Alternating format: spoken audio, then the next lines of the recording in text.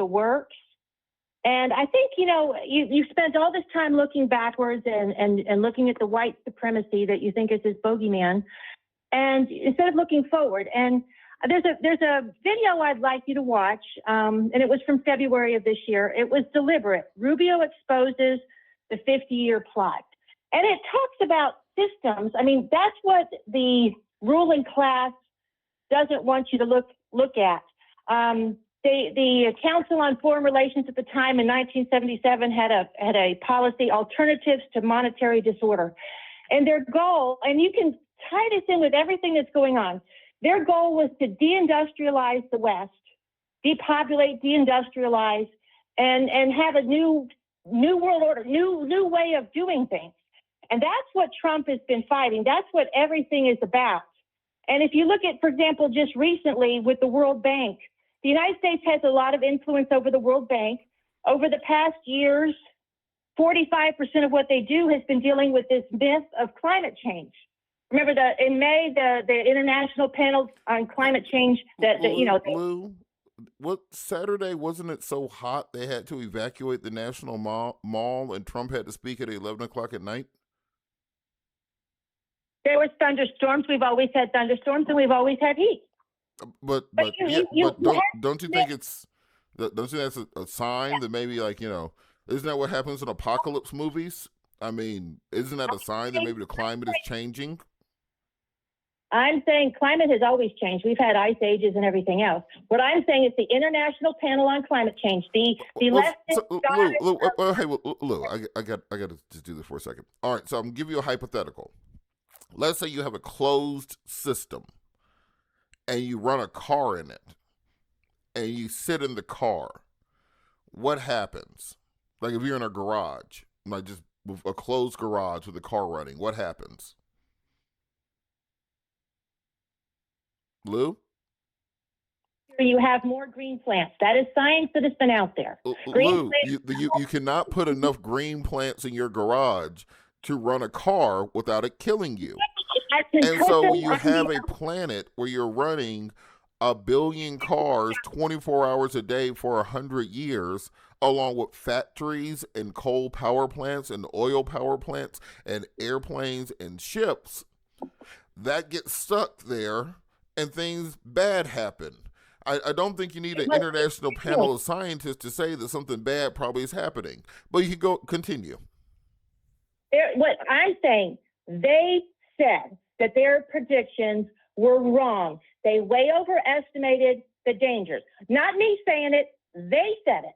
But if you look at what the World Bank was doing, 45% of what they were doing was designed to develop solar panels and all this kind of stuff. The World Bank was supposed to serve underdeveloped areas, let them develop economically, and feed the people. That is what Donald Trump is back to doing.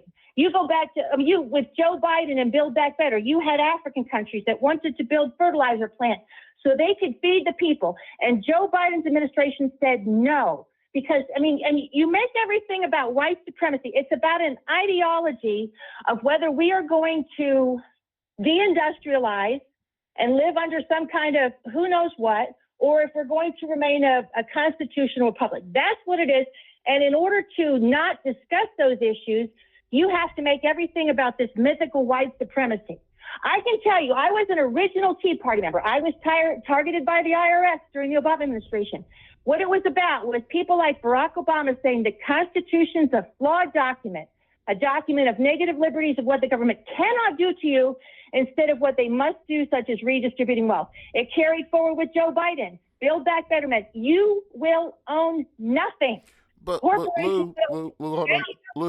Lou, just this week, both PlayStation and Xbox announced they will end physical games. You no longer can own video games. They also have deleted hundreds of thousands, if not millions, of videos from people's libraries, meaning that you don't own those either. Donald Trump has deregulated the entirety of big tech so that they can own your name, image, likeness. They own your social media histories. He's gave Doge access to the entirety of your file. Hell, Doge probably has your entire genetic code on a flash drive somewhere. So how can you say that this is Barack Obama and Joe Biden doing this when literally Donald Trump is doing it in front of your face and has a parade around and shoots off fireworks while doing it.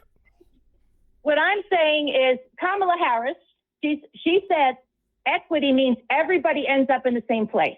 I would love it if they elevated people and educated, but the progressive left doesn't want to educate. Well, hold on, Lou. You said the progressive left doesn't want to educate.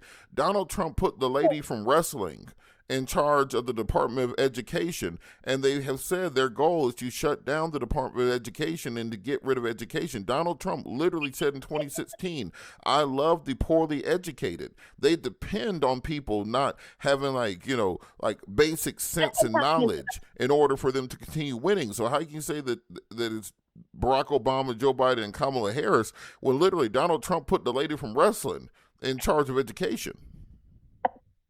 I have extended family who were teachers when Mao rose to power, and teachers were being executed. They had to flee to the country to pick vegetables because teachers were being executed. If you look, I'll give you an example. Stanford Law School, the highest rated law school in the country. Go back to, I think it was March of 23, and a conservative judge, I think his last name was Duncan, was going there to do a speech, question and answer. You think these law students with their high and mighty law school would want to debate, show how smart they are. Instead, all they could do was hurl, sexually explicit, stuff at him and just yell and scream so he couldn't even talk because the progressive left. Now, Lou, hold on, Lou. Remember, the first thing that Trump did when he got into office was to go after major universities. He went after Harvard. He went after NYU. He went after University of Chicago. He essentially made it illegal for any student group to say anything negative about Benjamin Netanyahu. The reason we haven't seen any student protest over the war in Iran is because they outlawed it. If you remember, that's the first thing he did when he got into office, that if you said anything negative about Benjamin Netanyahu, or if you did not support Israel, if you supported Palestine, he would take away your university's endowment. He sued universities on claims of anti-Semitism. So how can you complain about a professor in 2023 getting yelled at when President Trump is using the power of the federal government to essentially say it is illegal to oppose Benjamin Netanyahu? Are you a Zionist now, Lou?